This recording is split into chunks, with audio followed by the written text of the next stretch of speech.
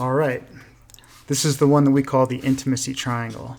We've talked about in other videos about how you have to have trust in a relationship and that you should find a person that is compatible, that you find satisfying physically, mentally, emotionally, and spiritually.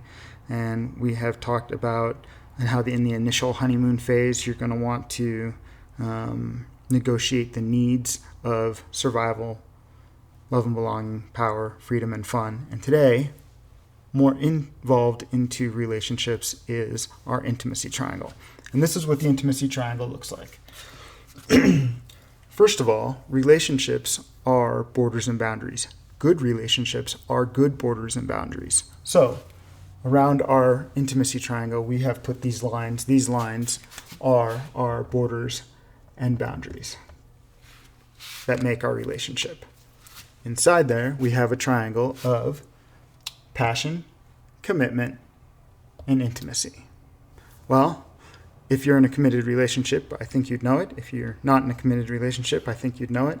You may want to ask your partner if you're unsure, but I think we can pretty much understand what commitment's all about.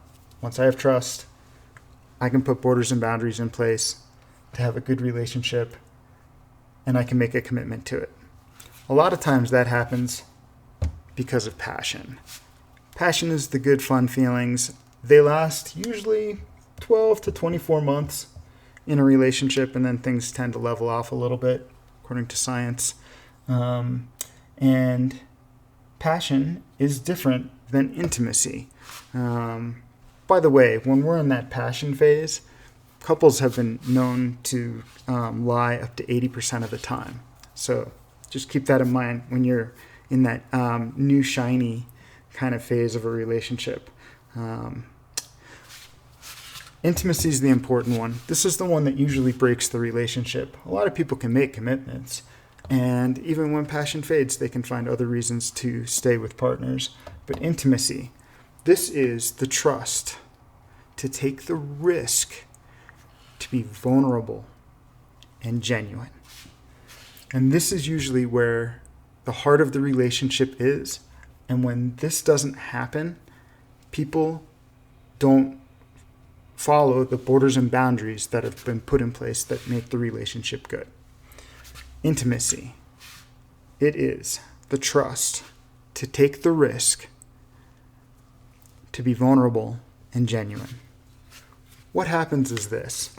Let's say I'm in a relationship that even if it has passion and commitment, if it doesn't have intimacy, I'll tend to jump borders and boundaries into other relationships.